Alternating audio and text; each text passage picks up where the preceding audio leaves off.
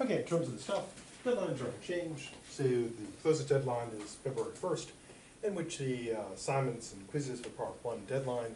And then next on that is March 1st for exam 1, quiz and assignments part 2, etc.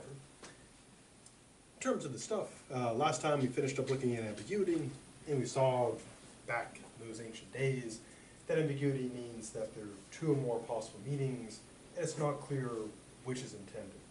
And we looked at particular types. Semantical deals with meaning of a particular term, like to use a silly example, if someone says, you know, my uncle doesn't use glasses, glasses can mean multiple things in English, eyeglasses or drinking glasses. Grouping ambiguity is when it's not clear whether you're referring to things individually or collectively, like if someone says that doctors make more than nurses, or nurses make more than doctors, or tigers eat more than people. And it's not clear whether you're talking about individuals or groups. And in some cases, this can be cleared up by context. But as we saw with the example of the Second Amendment, it can lead to extensive and deep philosophical and political debates. They looked at the fallacy of division, and critically assuming what is true of the whole must be true of the parts, and the reverse composition, what is true of the parts must be true of the whole, and then we went through the rest of it. Before moving away from ambiguity, anything about ambiguity that needs more ambi or acuity? Okay.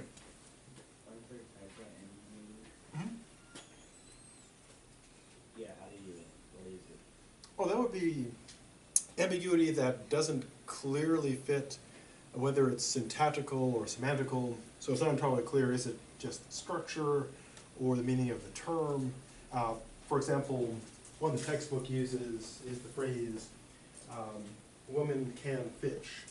And that can be both seen as semantical or syntactical, because can could be a matter of meaning they're capable of it, but it could also mean that they are putting fish into cans.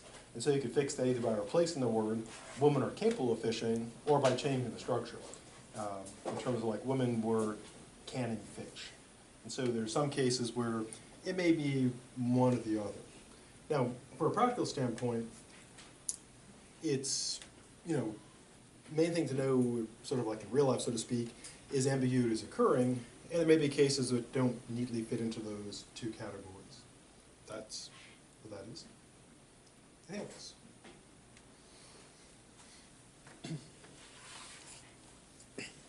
Generality. Now, generality may be seen as somewhat to vagueness, because generality essentially means broadness. So the more general a term is, and it's a relative thing, the more stuff gets included under that term. And again, generality is like being tall or being rich is a relative notion. So one term or phrase is more or less general than another. So, for example, if we have, you know, pet, that's pretty general, more general than dog. And dog is more general than large dog. And large dog is more general than German Shepherd.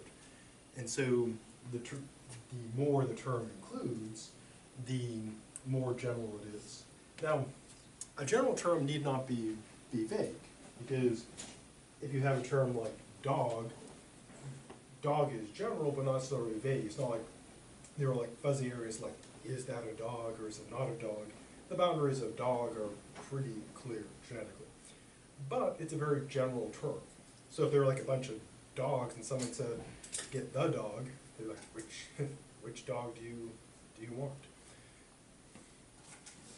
Now, generality itself need not be a problem, unless again it's like too general. So, like if someone says get the dog, and there are lots of dogs, you wouldn't know, you know exactly what dogs are. There's no problem like what is dog. The problem is which of these many dogs should I get? Now, a term could be general, vague, and ambiguous all in one package. And the example used in the text is child, because it's general, because it includes, you know, lots of stuff. It's also ambiguous, because it can refer to male, female, and now with other genders, and it's also vague, because no matter how old you get, you're always still somebody's child. So technically, someone could be like 90 years old or 105 years old, and they could still be considered a child. But that's kind of vague, because normally if we say, you know, oh, it's a child over there, we would be looking for someone young. We wouldn't look over and say, oh yeah, the 110-year-old person is a child of somebody, that's the person we want.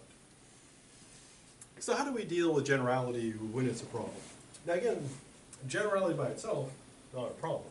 It's just when it's too general. This idea is a pretty straightforward fix. When you need to be specific, rather than, you know, too general, you'd want to narrow that down. So, fix is pretty easy. Now we turn to defining terms, looking at definitions. Now, on one hand, definitions may be seen as sort of like trivial and unimportant. After all, how many people sit down to read the dictionary as entertainment? Like, what are you reading? I'm reading the dictionary. Such a good book. It has all the words. But definitions are actually really, really important.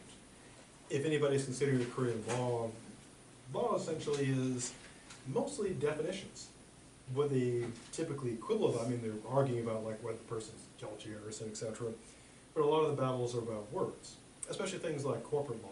So if you look at, for example, when you use iTunes or other programs, they have the end user license agreement, and it's full of all these words defining all these terms. So definitions are critical in business and law.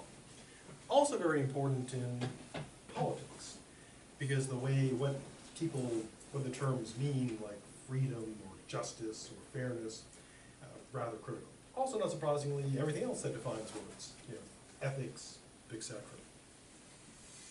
Now, how can definitions be trouble?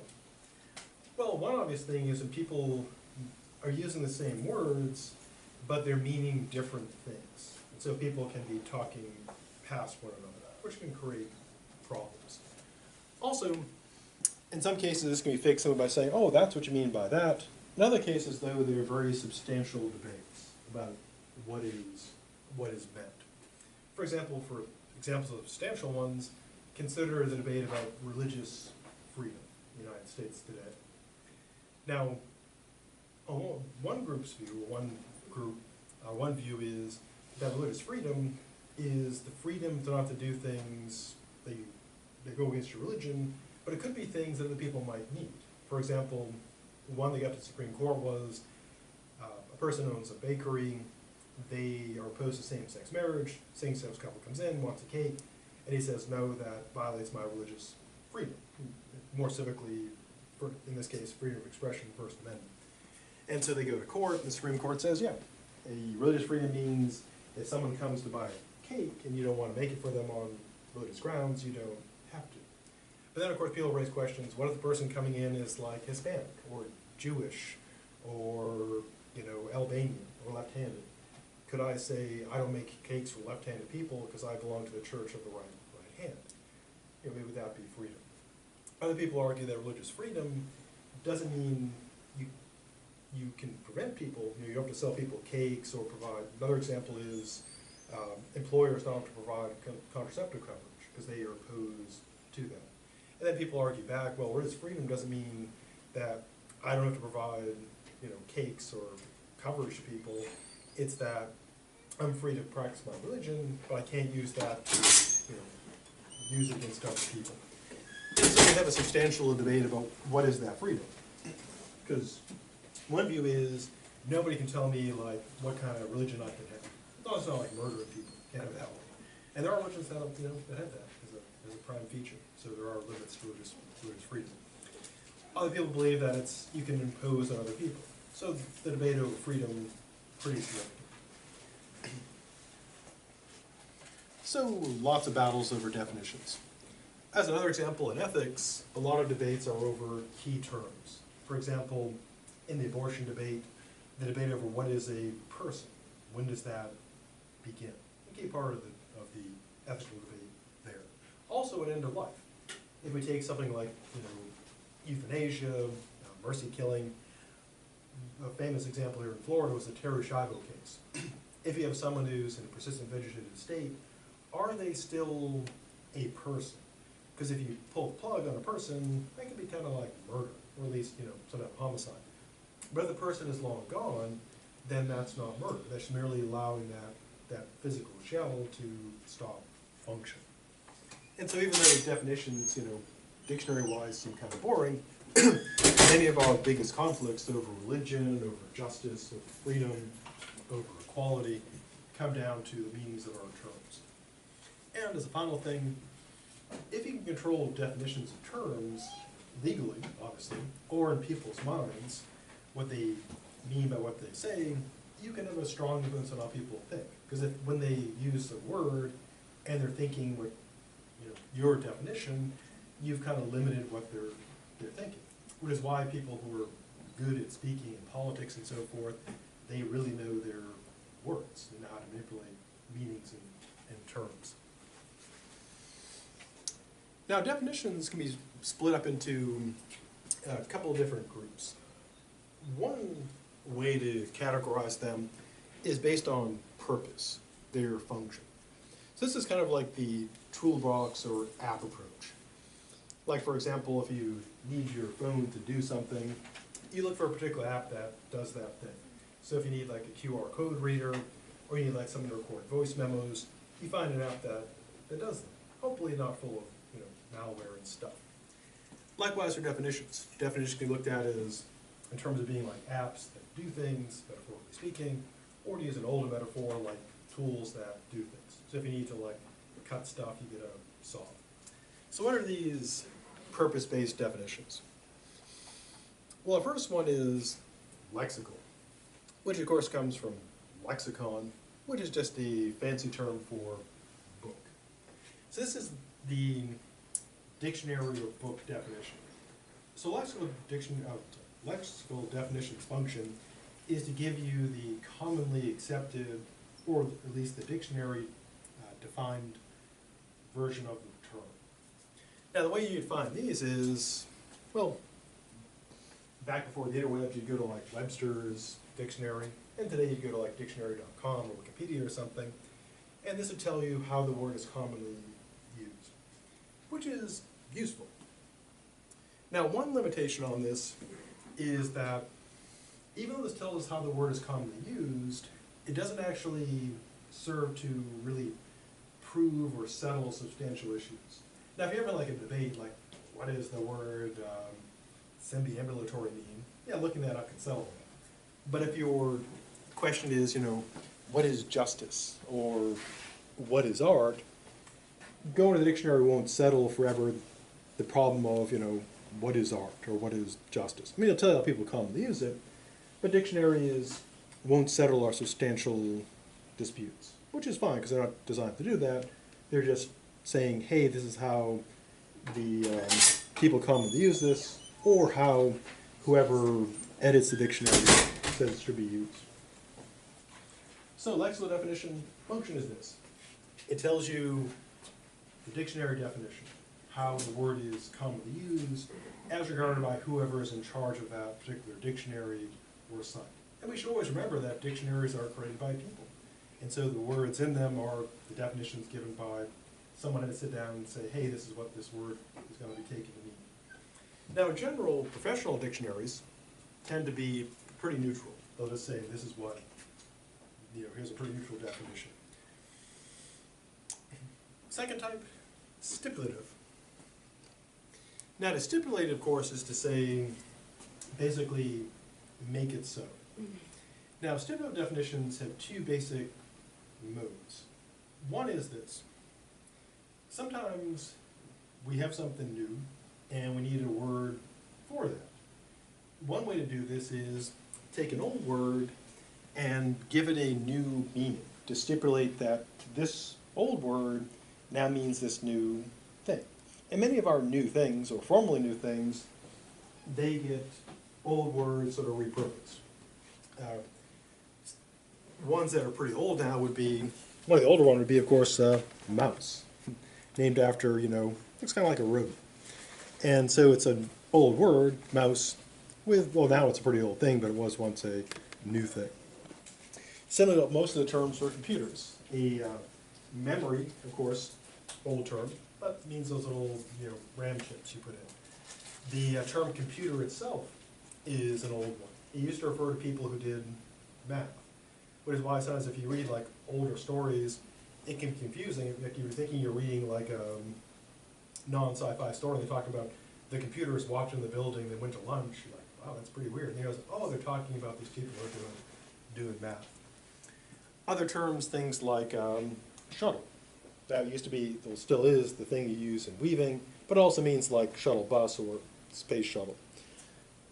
Slang terms, of course, are also stipulative. We have, sort of like a core things we refer to slang-wise, and the particular words change. And it can be difficult to keep up. Once you get to a certain point, you just stop, because you're like, I have so many years of slang, I can't keep track of them all.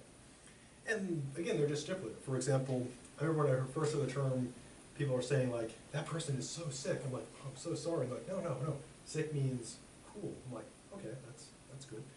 And it's purely stipulative, So you have like the term like cool, which is itself was a term used to refer to something else as well. So slang terms as well. We take older terms like, sick, etc., and then we repurpose them. Mostly to confuse older people. They don't know what's being said. So option one is you get something new, like a computer or a mouse or slang term, and you take an old term and you just repurpose it. And this eventually can become the point where this repurposed stipulative term becomes standard. I mean, mice have been around, computer mice have been around for so long, that's what most people probably think of. Think of mouse, that's probably most people now picture, so squeaky critters. Second thing is where you have something new and you make up a whole new word for it. And this can come about with literally like a company just kind of like making up terms. Advertising often does this. They just kind of like make up a new word, and sometimes it works, and sometimes people think that's stupid and never sticks. Often product names or company names go from being like a company name or a product name to a term, a new term for a new thing. For example, Photoshop is Adobe's program, but if whenever you're modifying a photo now, whether you're using Photoshop or another program, we call it photoshopping, even though it could be not photoshopping. An early version of this was, of course, Xeroxing. Photocopying, but Xerox is a big manufacturer of photocopiers, so if you say I'm going to Xerox this, we might be Xeroxing it on another, like a Ricoh or Epson or something.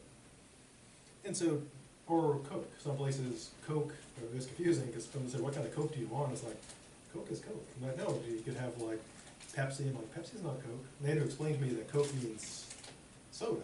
I was like, okay, so that's what that means. That was super confusing. So you can have totally new words, like Xerox, or, scuba, laser. We just create something entirely new and say, here's a new term for a new thing. And if anybody's going into marketing, it can be pretty useful. If you have a company, you create like a new term for something and it sticks, that can be like some pretty good free advertising for a while. But if it's really stupid, then not so good. But fortunately, people forget those pretty quickly. So stipulative occurs when you've got something new and you want to take an old word, repurpose it, or create a whole new word to refer to the new thing. And we're constantly making new stuff, so we're constantly making new words. Thirdly, precisely. Now, this occurs in order to make something less vague. Because by their nature, vague means lack of precision, so precise definitions try to do exactly what it says, making it more exact. These are often used in sciences, law, academics, because of the need for being exact. One we're all familiar with is the definition of full-time student. Because full-time student, we know, means you're at school full-time, but for purposes of like financial aid, etc., you need a definite amount of hours. So at a typical, institution that's on semesters is typically 12 hours.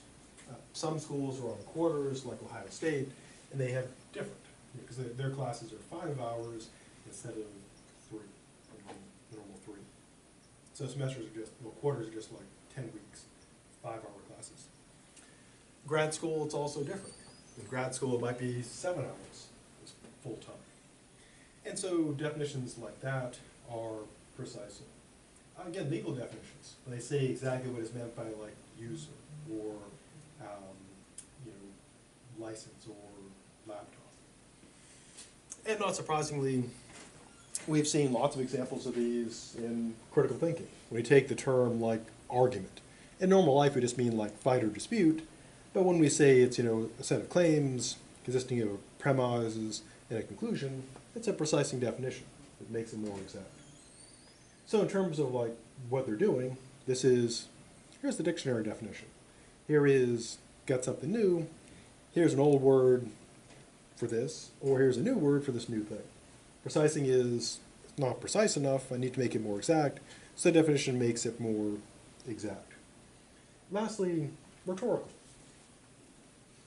The purpose of rhetorical definitions, and we'll see more of this in the future, is primarily not to make people know what is meant, but to make them feel a certain way. So the objective is to make someone feel positive or negative, so they have a positive or negative reaction towards what's being discussed. Now, this is a very useful skill, not surprisingly, in politics or any form of debate. Because if you can put on a negative definition on something and people get that, to use a metaphor, that's like sprinkling food with something, yucky, distasteful. And people are not going to want to be like, this is horrible. Or if you put a positive spin on it, it's like it's flavoring food really tastily. So that way people really want to eat it. And so it's a very useful technique. So if you can spin positive or spin negative and get people to buy that, you can kind of win without really arguing. For example,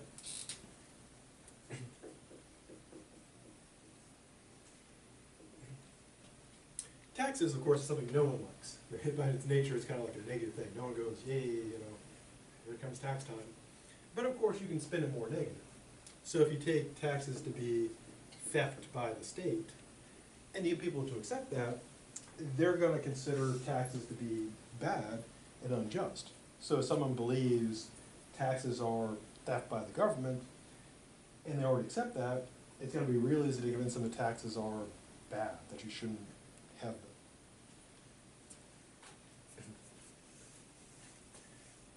Now you can do this with pretty much almost anything that can have a definition. You can put on a negative meaning to it, or a positive meaning. Other negative ones, they're often negative.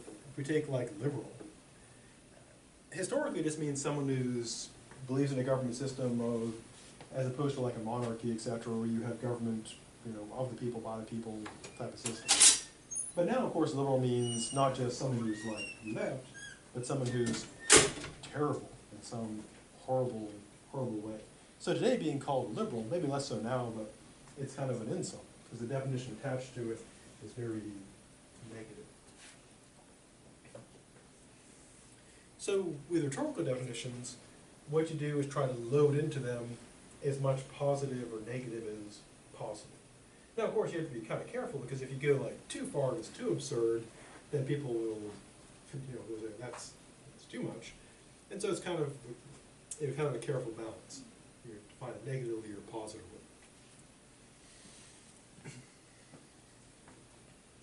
Now, these of course can be combined. Like many precising definitions are stipulative. You say we're going to call this new thing this exact definition. And of course, there can be dictionary definitions that are aimed at precising, making things more exact.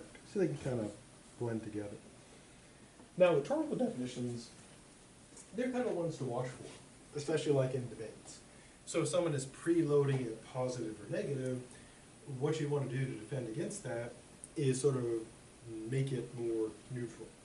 Put in a term, like if someone is talking about taxes, and they're saying, let us just say the taxes are theft by the state.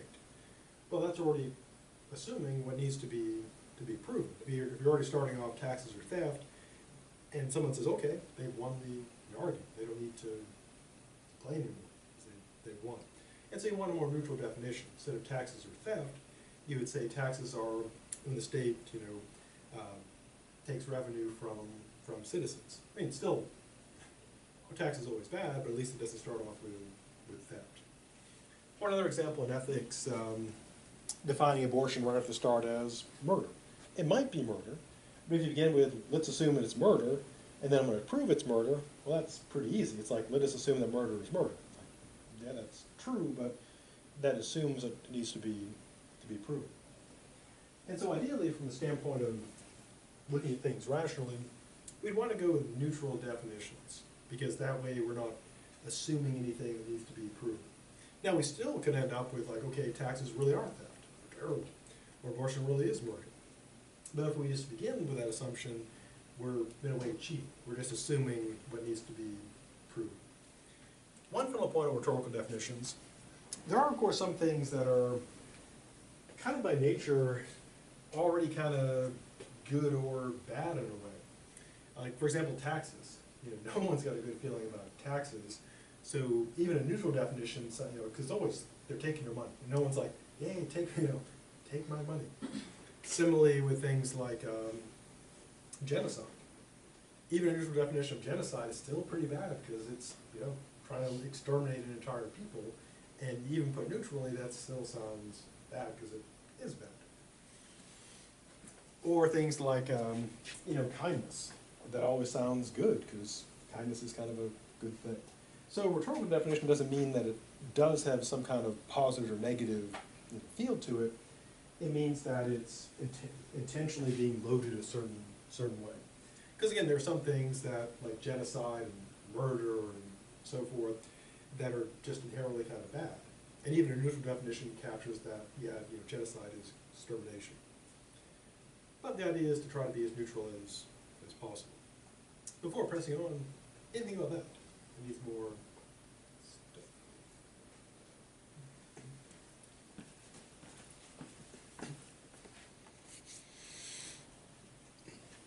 Now, in addition to purpose-based or function-based definitions, there's also definition by kind. So the previous ones were, what does it do? This is based on what is it? And we'll look at 3 of these. The first is, they can also mix and match. You could have a precising analytical definition, for example.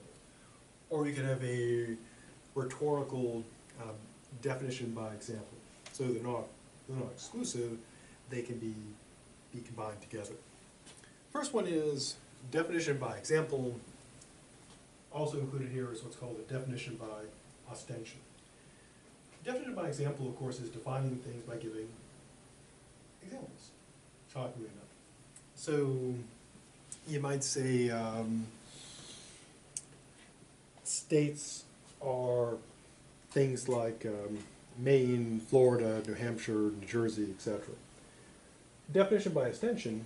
Ostend is just a fancy term for pointing at stuff. And definition by extension is when you say a word and point at something. You'd say like chair, rail, screen. And ostension is kind of our entry into language, because the way we usually get it is, people, if they're trying to teach us before we have our language, the way, people teach kids is they'll say something and point to things. And then eventually, pretty amazingly, people figure that out. They eventually develop, full language skills. Now, because of that, definition by extension is pretty important, because again, it's kind of our entry into language. And if we're trying to communicate with someone who doesn't speak our language, we typically, resort back to that. We'll point to things and say stuff. And so we're kind of reverting back to how we learned our language. Now, despite the usefulness of example and extension, it does, of course, have some severe limits. With definition by example, one obvious problem can be shown by this. If I say Washington, Adams, Roosevelt, Lincoln, I could be talking about presidents. I could also be talking about men. We're talking about Americans, street names, last names.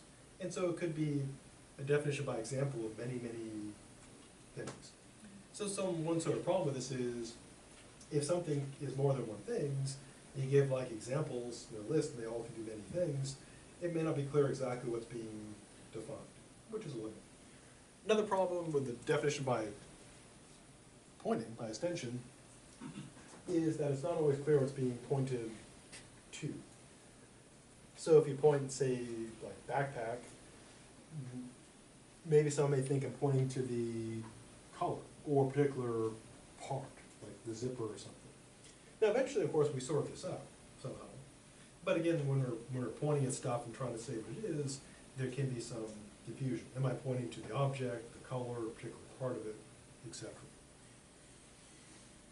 Second kind of definition, definition by synonym, which I always tend to say is synonym. It sounds delicious. But definition by synonym is when you give a word that means the same thing as the other word. Now, of course, ideally, to make this work, if you want someone to understand, you would take a word they don't know and give them words that they do know that mean the same thing. Which, of course, seems kind of a weird thing, because if you have words that mean the same thing as other words, why have all those other words? Anyways. So, for example, if you say, Dhaka is not D-A-C-H-A, the Russian term, means like a small house. It would be a definition by synonym, that's what it means. Or like chateau means like house in French.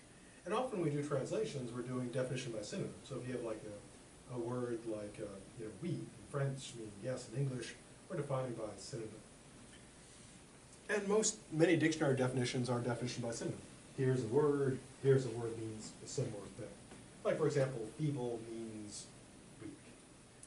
Or any other definitions you might have. So that's definition by synonym. Lastly, analytical definition. The analytical definition is 2 steps. First step is you say what type of thing the thing is, like what category it belongs to. Step 2, you say how it differs from others of that type to essentially specify it. So for example, if you take, like racing flat. A racing flat is a type of running shoe, so it's in that category. But then what differentiates it from other running shoes is that it's a lightweight shoe designed for racing, for competition. And so it says what it is, a type of running shoe, but how it differs from others. And many of our definitions work like this, especially with like running stuff, like trail shoe obviously is a running shoe designed to run on trails, usually with like better treads on the bottom, often drainage, get all that mud and water out of it, etc. So, recap these. Definition by example, giving examples. The definition by extension is pointing to stuff. Synonym is you have a word or a phrase that means the same thing.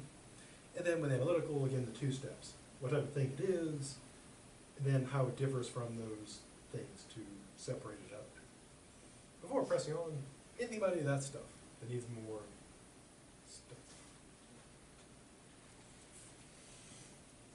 Now, building definitions, from the standpoint of critical thinking, well, credits, first thing is, of course, you want to be neutral in your terms. And the reason why, as we'll see in the future, a couple reasons. One is to avoid committing a fallacy called begging the question, which to beg the question means assuming as true what needs to be proven. So we're having a debate about taxes, and someone says, well, by definition, taxes are theft by the government, that assumes what is to be proven. So if our debate is, are taxes okay or not, and someone just starts off, taxes are theft by the government, well, they're already assuming it needs to be proven, because in general, theft is bad. Now, again, if someone just said taxes are, necessary things that must be done to preserve society, that would also beg the question. You need a neutral definition. It would be, essentially the state taking revenue from various sources, and the particular types of taxes, like taking some of your income or taking some of the, adding on to the sale of a good or service. Secondly, there's also a fallacy we'll see in the future called straw man, or straw person, you don't want to be sexist. And that is presenting a distorted or exaggerated version. So if someone defines something in a distorted or exaggerated way, then that's a problem, because if that definition is attacked, they're not really attacking the real thing. For example, if we take something like, take like the estate tax. If someone says it's an attempt to rob people of their rightful earned money and steal from them in order to bring about socialism in America, well, that's kind of a straw man, most people's position. Yeah, I mean, there could be someone who does actually hold that, but the neutral definition would be an estate tax is a tax on an estate after someone dies. It doesn't have anything essentially to do with like socialism or taking away people's work. And so to avoid having a straw man, again, you want to be neutral. And both of those can be smushed together. A person could beg the question by presenting a straw man, trying to already assume their position is right, that this is terrible, by putting in some sort of distorted, terrible definition. Which is why if you're going to have a discussion or dispute, trying to get to the truth, you want the terms to be neutral. Now, on the side of evil, if one is doing battle to win, or score political points, or engage in rhetoric, then you want to do the opposite. You want to avoid neutral definitions, you want to beg the question, you want to straw man the hell out of everything, because as we'll see in the future, all those terrible things work really well.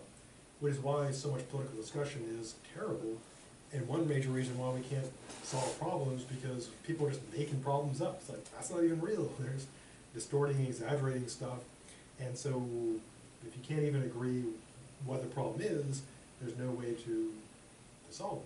It'd be like trying to go and get lunch and having people arguing that there is no lunch, or no such thing as lunch, or trying to define it differently. Yeah, so if you want to ruin everything, avoid neutrality. If you want to get to the truth, then you want it to be neutral. Now, people could honestly disagree about what is a neutral definition, because people obviously can have very strong feelings about things, and so just getting to a neutral definition could be a problem. Because if we take like a hot button moral legal issue like abortion, some people are going to believe that the neutral definition has to be murder, because that's what they see, that's just what it is. Or someone else may say it has to be just a surgical procedure that's a woman's choice, that's just a clear neutral definition, because based on how they feel about it, that's what they perceive as neutral. And that can be a problem, because if you can't even get to a neutral starting point, it's going to be tough settlement. But in the ideal, you'd want to make it as neutral as possible in order to get to the goal is truth. Secondly, clarity. Definitions, of course, can be vague, they can be ambiguous, and if the goal is truth, then you want to be not that. You want it to be precise enough and not ambiguous. Now again, on the side of evil, vagueness and ambiguity is very useful. But if our goal is truth, we'd want to be neutral and clear. Which is why if you ever have to suffer through academic papers, especially those by philosophers, professional philosophers are super careful about definitions. They try to define them as neutrally as possible, as clearly as possible, as precisely as possible, which can be really boring. When you make language neutral, you kind of lose all of that emotional power. So it's kind of, in a way, it's kind of unfortunate, because reasoning well about stuff makes it kind of dumb. Because you're pulling out all the rhetoric and the ranting and the raging, which is why, like on YouTube, really successful people aren't sitting there just sort of calmly, rationally discussing, points. It involves a lot of drama and yelling and shouting. That's why you don't have philosophers selling stuff, on commercials. Like, there's a great philosopher talking about stuff. That's super boring. Okay, before pressing on, anything about the stuff so far? Need some more stuff. Okay, putting together argumentative essays or speeches. Now, depending on what class you're doing, you'd have different approaches, but I shamelessly stole all this stuff to use in other classes, and so the structure, if you happen to take like ethics or aesthetics or something, you'll see this stuff. And again, if you take a different type of class, you may see different stuff. But in general, if you're doing an argumentative essay, you gotta have at least the following types of parts. One is, of course, you gotta have the issue, whatever it is being disputed, because if there's nothing to dispute, then there can't be any argument, because there's nothing to argue. Like you rarely see a paper debating whether triangles have 3 sides or not, because that's not really worth arguing. Secondly, you'd have your position on the issue. What stance are you taking? Then thirdly, you of course have to have arguments. Things are the premises and a conclusion, ideally to back up your position. And then depending on how you're writing this, you'd also consider objections, which would be arguments against your position, and then of course your reply back to them. And if you ever happen to take one of my other philosophy classes, like ethics or aesthetics or metaphysics, that's how I build the essays. It's argument section where you give your position and arguments for it, objection and reply where you object and, shockingly enough, reply. Now that structure is a pretty good structure, because again, if you're going to argue, you got to have something to argue about, issue, you got to have something you're arguing for, position, you got to have arguments, and it's always good to have objections and replies. Objections are good for a couple reasons. One is that they actually weirdly help your position, because whenever you beat an objection, in a way you're kind of helping your position, because if the reader is thinking up, okay, here's an objection, and you've already dealt with them, then they're not going to raise that objection, because you've already brought it up.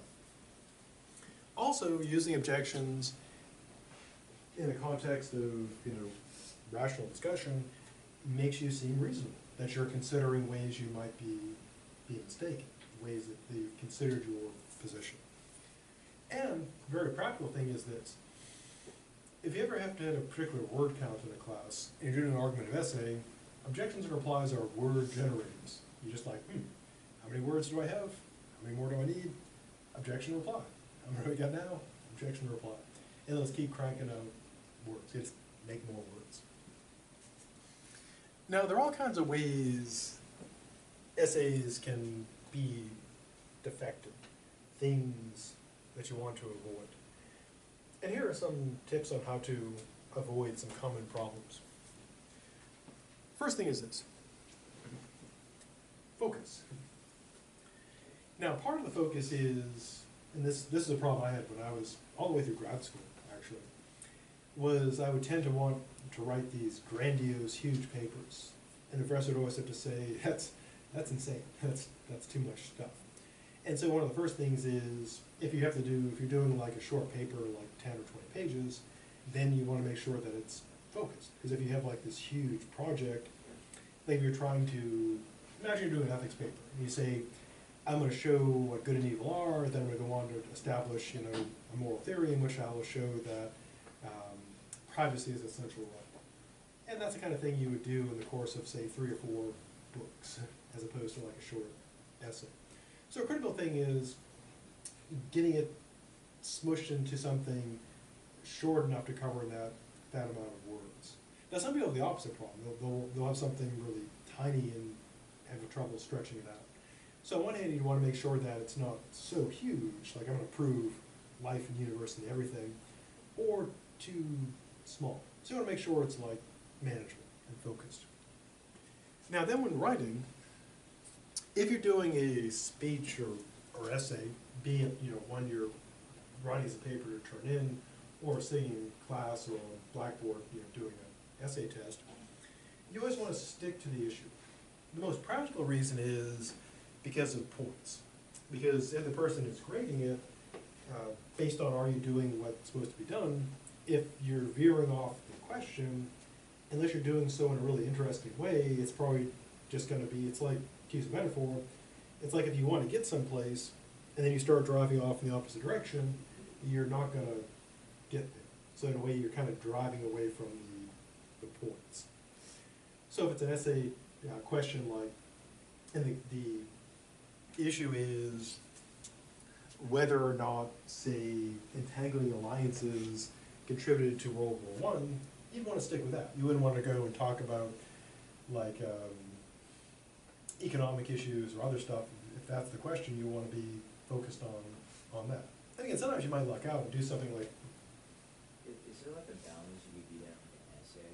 You could say like you can bring up other factors but still focus on the main one. Oh, what do you mean? Like when we're talking about argumentative essays, Mhm. you can bring up like other factors you could say but still focus on the main one. Yes, so, I mean, sometimes if you have time, sometimes it can be useful to bring up, to know, that's a good point, to know like other things that are related, even if you can only say that I'm aware of this, but I can't address this whole thing here. Like for example, suppose you're doing an essay on maternal mortality in the US. And you might say, I'm aware of problems and concerns about health insurance and Obamacare, but in this essay I can't address those. So you might bring up other stuff, if only to say I'm aware of this, so people don't say, why are they talking about about healthcare? You can bring them up to say it's beyond the scope of the paper. Or you might want to bring up some related stuff and talk about it a little bit to give some context, and but then say, I got to get back to my main issue. Yeah, that can be, if you have the time, that can be useful and okay. And a lot of it depends on your time and word count. Now, if you're doing an essay test like in class, then you'd probably want to stick right to the main issue. But if you're writing a longer essay, then it can be okay to sort of bring in other stuff as well. So from the standpoint of points, sticking to the issue is generally a good thing, because again, if you're supposed to do like 3 things in an essay question, and instead of a person goes off on some other total tangent, it may be really good, but nothing to do with those 3 points. They'd be like, well, good effort, but zeros. And same with the paper. If someone gets way off the issue in the paper, essentially all those words are just words that do nothing. And to give a concrete example, in my intro class, some of you might have had that class, there's a very particular goal in the paper to assess, summarize Socrates' arguments and reply to them. And sometimes people will get off on other stuff, like talking about Socrates' religious views or his historical impact, which can be interesting, but what I have to do is just like X third, it's like zero points. It doesn't lose points, but it gets no points. Again, to use the analogy, if I'm trying to get to the desk and I'm wandering off this way, I could have a good adventure over here by the doors, but I'm not getting to the desk. And if my goal is to get to the desk, wandering off other places doesn't help. Now sometimes you might luck out. Maybe like a person may say, this is super brilliant, point, millions of points. But in most cases, not so much. So the thing to do is always ask yourself, especially if there are like points on the line, or you're doing a professional presentation. Like if you're going and your objective is to pitch your startup, you'd want to, that's what you want to focus on. You may bring like other stuff, like you might like try a joke or some other anecdotal story to make yourself more appealing, but you always want to stay on the issue. And good speakers, if you ever see good speakers who are selling stuff or preaching or doing or selling things or preaching stuff about stuff, etc., they'll stay focused. They may sort of go off and tell a story, but then the story always relates back. You're like, where's this going? They get there and it's like, oh yeah, I see. That's how that relates to that. And so ideally, everything in there should be doing something relevant, namely either giving your position on the issue, supporting your position on the issue, raising objection, replying to it, or providing some sort of illustration. So you should be able to say, if anything in there, is this doing something relevant to what I'm trying to do? If the answer is no, then probably shouldn't be in there. Especially if it's for like an essay test or a paper that's being graded, because again, if it's not getting you points, you're just wasting time. Or if you're in a professional context, if you're trying to like pitch your startup, and everyone's seen this, someone just goes off like if you ever had to attend meetings, people just go off, where are they going? And why are there no donuts? And they're just wasting time and looking terrible. Yeah, so sticking to the issue important. Next, arranging things in a logical sequence. Now, to use a metaphor, when someone is going through your essay or your speech, it's kind of like going through a store or a building, where, and ideally what you want to be doing is guiding them through, like giving like a guided tour through your ideas, through your presentations, through your sales pitch, whatever it is you're doing. And you want it so that when they're going through, everything makes sense. Like when you're, again, to use the store analogy, a well-designed store is well labeled, so you can, I mean, take Publix for example. You can look up and see, okay, that's where the peanut butter is. And then you go to the aisle, and the peanut butter is like all in one place. It's not like scattered all through the store and their labels. So if you go and you go, gotta get that peanut butter, you know exactly where to go. And a good essay should be like that. When you're in the essay or the speech, you should always know where you are, and you should always know where you're going. And so a good writer will always do it that way. So when you're creating it, you always want to say, if someone's in my essay or in my speech, do they know where they are, and do they know where they're going? Now, there can be an exception. For example, there's sort of like the twist ending speech, or where you kind of like lead them, and they're kind of wondering, like, where is this going? And then you lead them back, you know, with that surprise, like, oh, wow, it was relevant all along. Like kind of a M. Night Shyamalan ending, like the good ones, like Sixth Sense, not like the Village. Unless you like The Village, in which case, The Village. If you haven't seen that, then that's okay. Probably not worth seeing. Unless it's free, then maybe not. So, good organization, important. Now, bad organization is bad because it's like going into a store where there are no signs and everything's scattered about. Which can be fun if you like to like kind of wander through like strange stores and strange stuff. That can be fun or scary. But if you're trying to find something, if you just need peanut butter, you don't want to be like wandering around for hours trying to find peanut butter. Now, the way to avoid that is make sure that everything is in proper order. Like you'd have like your introduction, you know, some setup, your position, arguments, objection, reply, and everything fit together well. Now, in some cases, the assignment or question can help you do this. Like if the paper assignment is well done, he'll say, here's what you should be doing. And the easy way to do it is just like, okay, I'll do that. You know, problem solved. Or if you're doing like a sales pitch, it can help to, if you're doing a presentation to get like funding for your startup, you want to think, what are the things that I have to bring up and where should things go? Like you might want to like have the, you know, pitch, you know, asking for money after you say like what you're doing and how much it will cost to do, and then your pitch, as opposed to like, we want this money, and then get to why. Or, you know, maybe you can do that order as well, but you want to set up things so it makes sense. Next thing, being complete. Now, Abraham Lincoln kind of laid out the guide for this. I'll switch it to a bridge metaphor.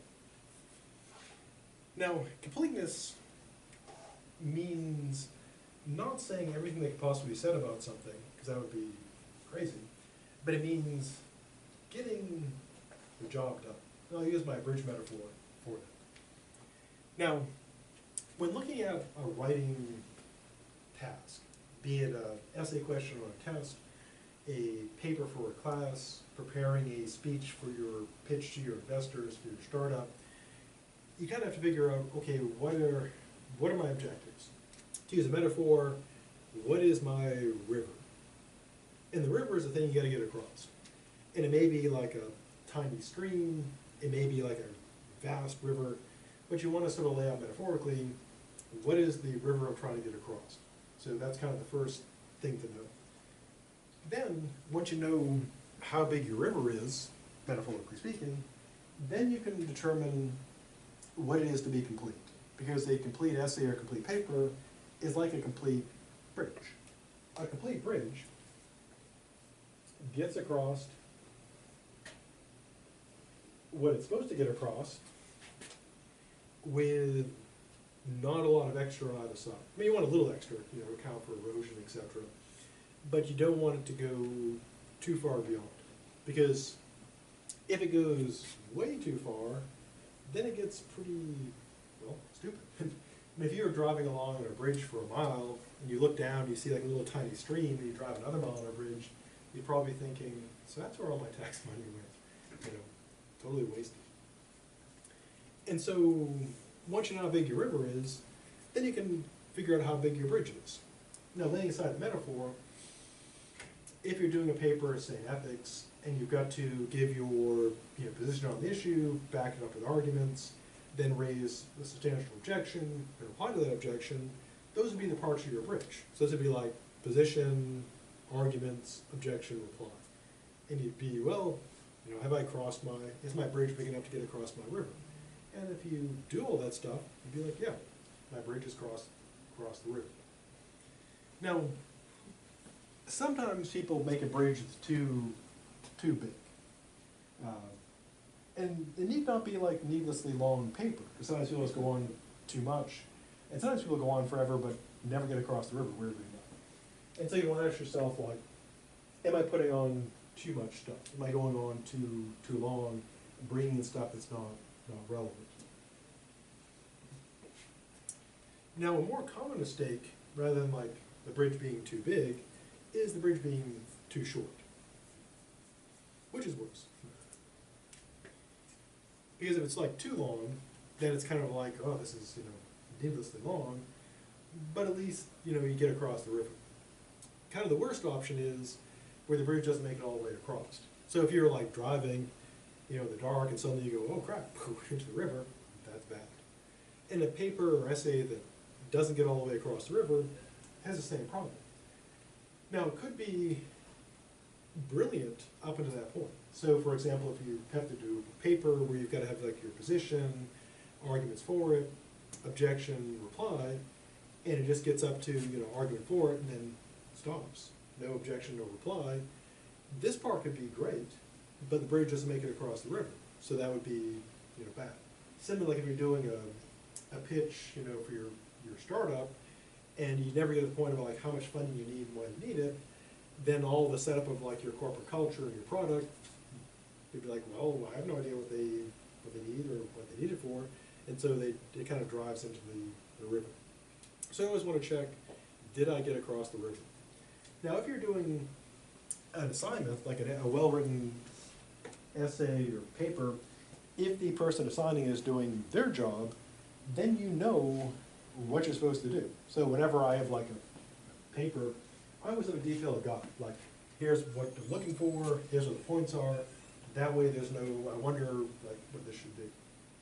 Now if it's a person assigning it is bad at it, and just says do a paper on some philosophy or write some stuff, then that can be a problem, because you don't know what they want. So you have to kind of maybe ask them, and if they can't give you details, you just have to kind of guess. It'd be like building a bridge over a river, totally in the dark. You're just like flying into a helicopter, hoping that it's gonna make it across. Now, if you're doing your own setup, like again, if you're putting together your own presentation for your startup or your business pitch, then you kind of have to decide, what is my river going to be? What do I have to put there? So a very critical thing is knowing what your river is. How far is it across? And then building your bridge appropriately. Not too long, because otherwise it's just dragging on needlessly, but not too short, because otherwise the reader just drives into the river. That's metaphorically bad. Before pressing on, anything about this? More bridges that need more stuff. Good writing practices. Now, everyone writes a little differently, depending on their style, etc. But in general, here are things that are kind of useful. You can try it yourself, see if they work for you or not. First thing is, outlining is generally pretty good. Downside of outlining is, it's another step. So you have to take the time to outline. Some people like to just get right to the keyboard and just start writing. Now, kind of the advantage of an outline is this.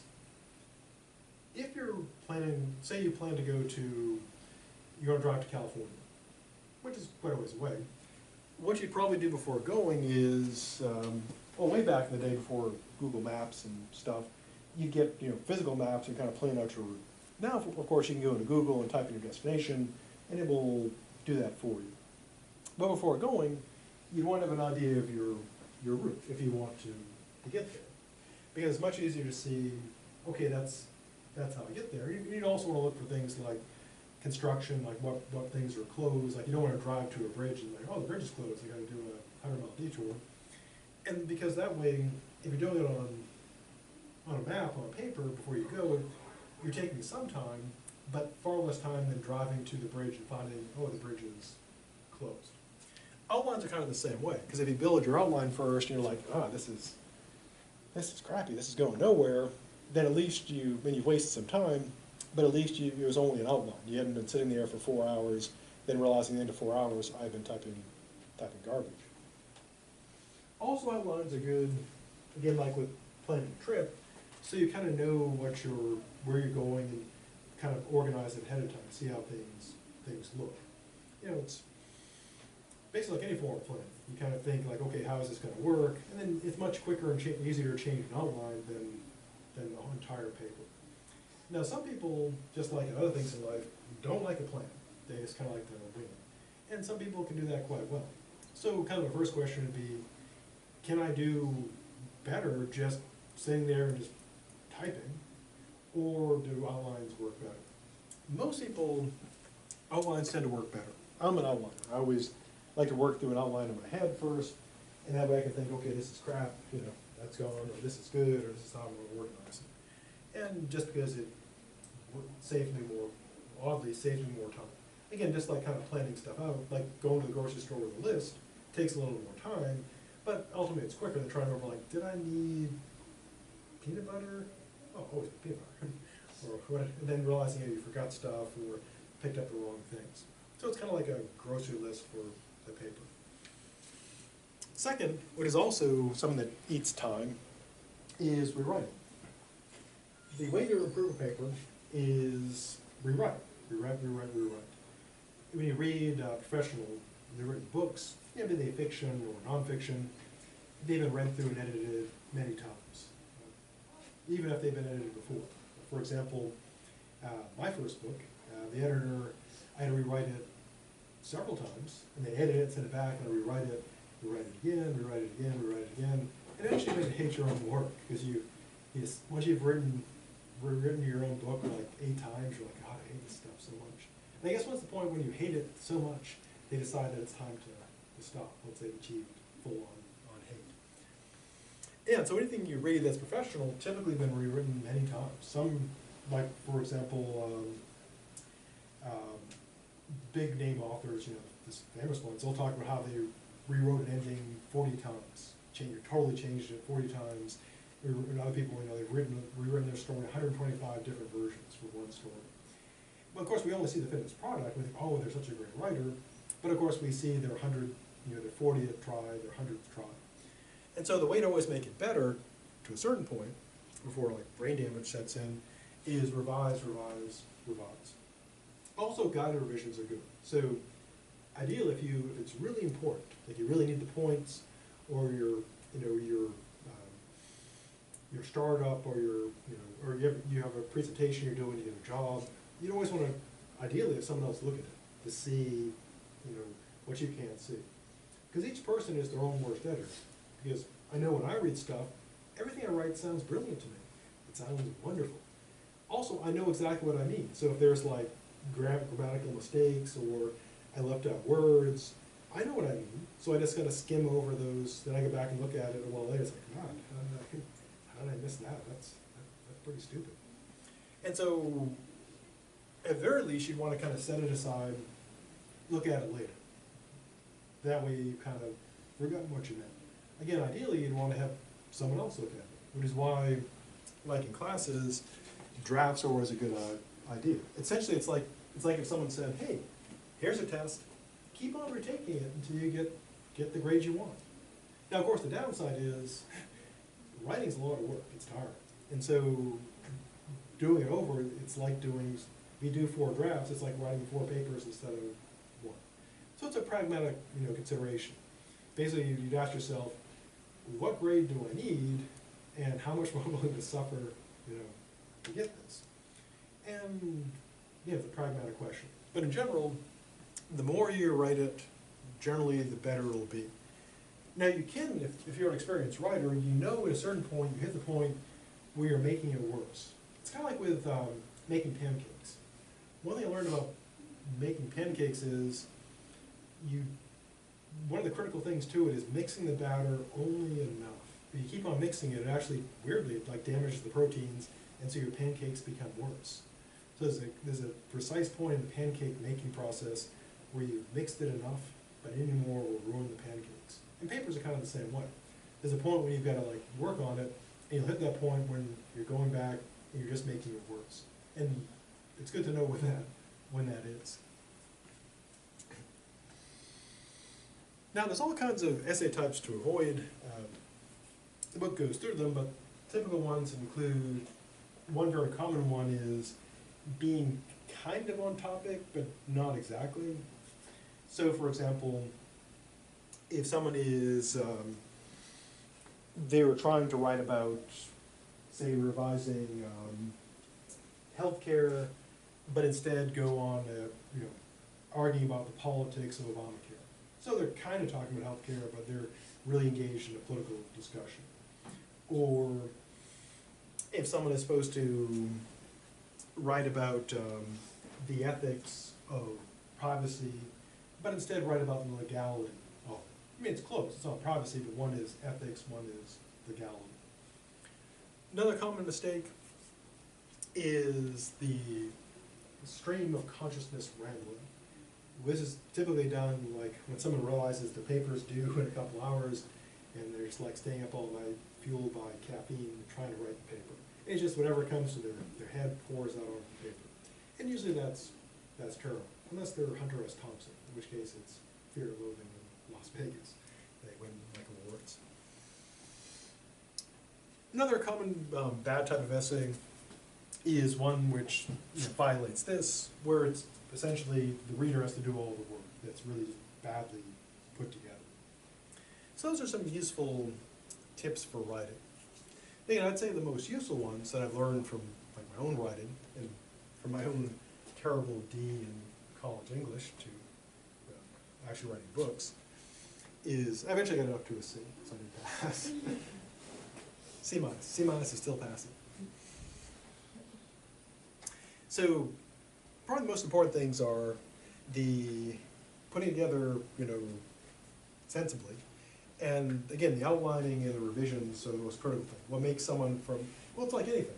If you want to be good at tennis or basketball, or painting, or playing guitar, as Aristotle said, the way you learn to do it is you just keep on doing it. And the way good writers become good writers is one, they may get lucky, just however that works, be born with the writing brain or hands, but just doing it over and over. Keep doing it constantly, you'll get better. So just like with anything, the more you do it, the better you get. And so revision, revision, revision.